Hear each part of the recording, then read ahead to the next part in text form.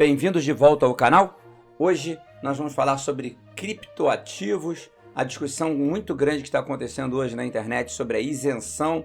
Muita gente acha que a isenção é sobre um valor, sobre o outro, tem uma discussão grande sobre o que os criptoativos têm ou não têm que tributar, onde está isento e onde não está isento. Hoje eu vou esclarecer isso tudo aqui para você.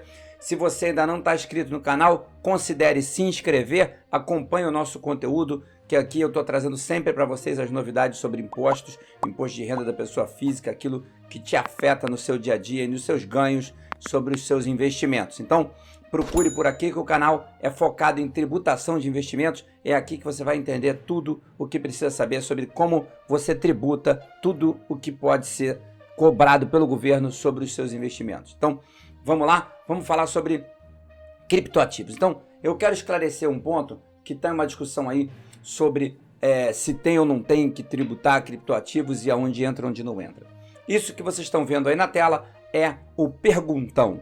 O Perguntão, pessoal, é um arquivo da Receita Federal onde ela compila todas as perguntas que as pessoas têm. Todos os anos, os contribuintes vão fazendo perguntas para a Receita Federal. Ela vai compilando isso tudo em um único arquivo. E o desse ano é esse aí, é o Perguntas e Respostas de 2021. Aqui a Receita compila todas as perguntas que fazem para ela e coloca as respostas aqui para vocês saberem. Então, eu fui buscar a interpretação da Receita sobre a nossa pergunta aqui: alienação de criptoativo e moedas virtuais. Então, quando a gente fala em alienação, a gente precisa entender qual é a definição de alienação. E aqui, na Instrução Normativa 84 de 2001, a Receita Federal esclarece o que significa alienação para quem não sabe. Então, a alienação está aqui, ó, no artigo 3º da Instrução Normativa, ela explica: estão sujeitas à apuração do ganho de capital as operações que importem em alienação a qualquer título de bens, direitos ou cessão ou promessa de cessão de direitos à sua aquisição, tais como, e aí ela explica, compra, venda, permuta, adjudicação, desapropriação, dação em pagamento, procuração em causa própria, promessa de compra e venda, cessão de direito ou promessa de cessão de direito e contratos afins. Então, qualquer coisa que você faça para tentar dissuadir uma compra, uma venda, uma permuta, que é uma troca, uma adjudicação, uma apropriação, uma dação em pagamento, tudo isso está sujeito à apuração do imposto. Alienar é comprar, vender, dar, trocar. Então, quando você troca o STD por BRL ou por BTC ou por qualquer outra cripto, você está sim alienando e está sujeito a apurar o imposto. Não tem que trazer o dinheiro para o Brasil, não tem que transferir para sua conta, nada disso está esclarecido aqui. Estão sujeitas à apuração do ganho a simples alienação. Alienou, tem que pagar o imposto. E alienar é trocar. Trocou com alguém, como assim trocar? Troca é permuta. Permutou, está sujeito à apuração de ganho de capital. Então, dentro dessa premissa, nós agora vamos voltar para a resposta da Receita e vamos ler a resposta. Os ganhos obtidos com a alienação de criptoativos. Já vimos o que é alienação. Criptoativos inclui tudo que é criptoativo. Criptomoeda, inclui tokens, inclui qualquer coisa que seja considerado um criptoativo. Moedas virtuais são tributados? Vamos lá, a resposta é: os ganhos obtidos com alienação de ativos digitais, tais como criptoativos ou moedas virtuais, bitcoins, por exemplo, cujo total alienado no mês seja superior a R$35 mil, são tributados a título de ganho de capital, cujas alíquotas progressivas estão na legislação. Você tem que ir lá procurar, vai ser entre 15% e 22,5%, dependendo da faixa de venda, e aí tem algumas regras para chegar lá. Mas, em princípio, 15% na maioria dos casos. O código da transação vai ser o 4600, que vai ser o código que você vai botar no DARF. A isenção relativa às alienações de até 35 mil, a gente já viu o conceito de alienação, né? Então, a isenção relativa às alienações de até 35 mil mensais. Alienações mensais, pessoal, é venda ou troca. Trocou o SDT por BTC, depois pegou BTC, vendeu e voltou para o SDT. Você fez várias alienações aqui, ó. Você fez uma de BRL para o SDT, de SDT para BTC, de BTC para USDT e de SDT o SDT de volta para a BRL. Cada uma dessas trocas que você fez foi uma alienação, tá? Então, você tem que somar cada uma dessas alienações e isso vai fazer com que você estoure rapidamente esse limite de R$35 mil. Então, a pessoa que faz day trade, que faz trades diários ou swing trade, que fica ali de 2 em 2, 3 em 3 dias fazendo trocas, vai correr um enorme risco de estourar esses 35 mil com facilidade.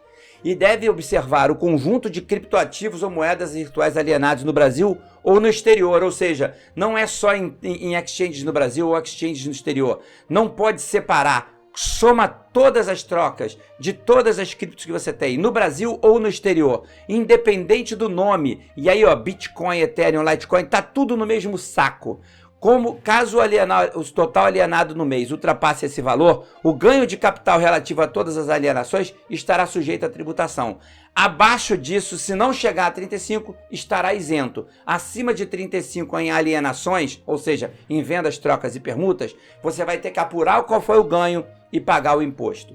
É importante lembrar que essa apuração é por operação, não é pelo total do mês. Não pode abater prejuízo de uma operação com o lucro da outra, tá? Eu vou mostrar isso daqui a pouco.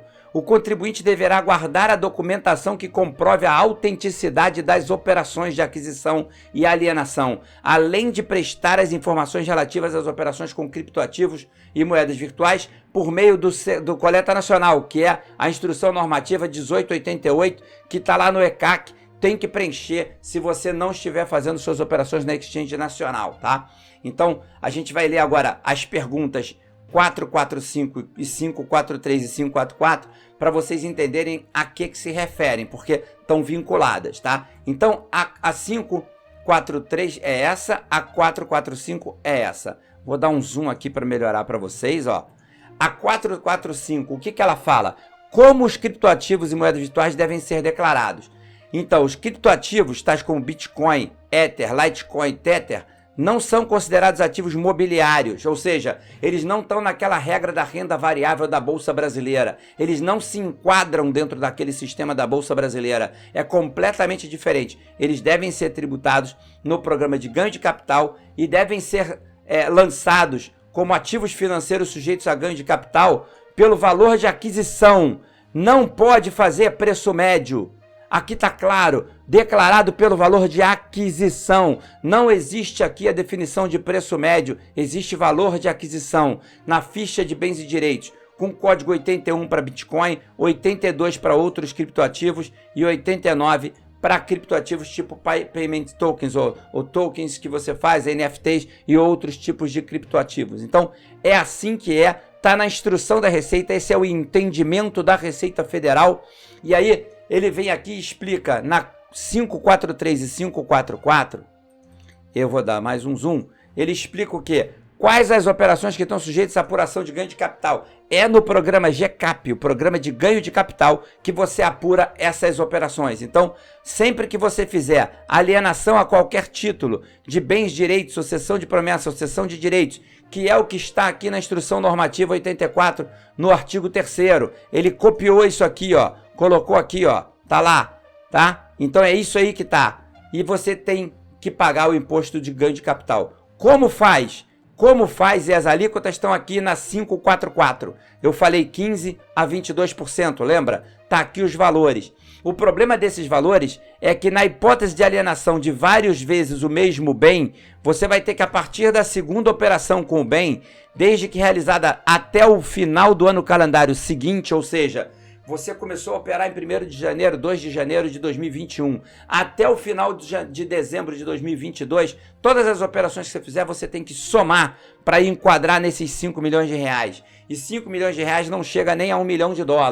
E você fala, mas $1 milhão é muito dinheiro. Se você operar $1.000 todos os dias, você vai operar $365 mil por ano. Em 2 anos são $700 mil. 7 vezes 5, 35, são 3,5 milhões de reais, tá? Então, você tem que tomar cuidado que muito rapidamente você pode estourar esse limite e acabar sendo tributado em valores superiores a 15% se você fizer day trade, por exemplo, de moedas virtuais, tá? E aqui, você tem que tomar cuidado que é ganhos, tá? Aqui é se o ganho não ultrapassar 5 milhões, não é o valor das vendas. Aqui sim nós estamos falando de ganhos. Se os seus lucros ultrapassarem 5 milhões de reais, eu duvido que seja o caso da maioria das pessoas, isso aqui é uma situação muito rara, então eu não vou nem entrar nesse detalhe. Mas normalmente todo mundo vai pagar aí na base de 15%, porque esta regra vale para o ganho, que é diferente desta regra. Esta regra aqui dos 35 mil são as alienações superiores a 35 mil reais. Então, há uma diferença entre como você enquadra o percentual da tabela e uma diferença entre como você enquadra a isenção, tá? Além disso, só para lembrar que eu já ia esquecendo de falar, é a isenção, tá? Considera o ganho de capital a diferença positiva entre o valor da alienação e o respectivo custo de aquisição.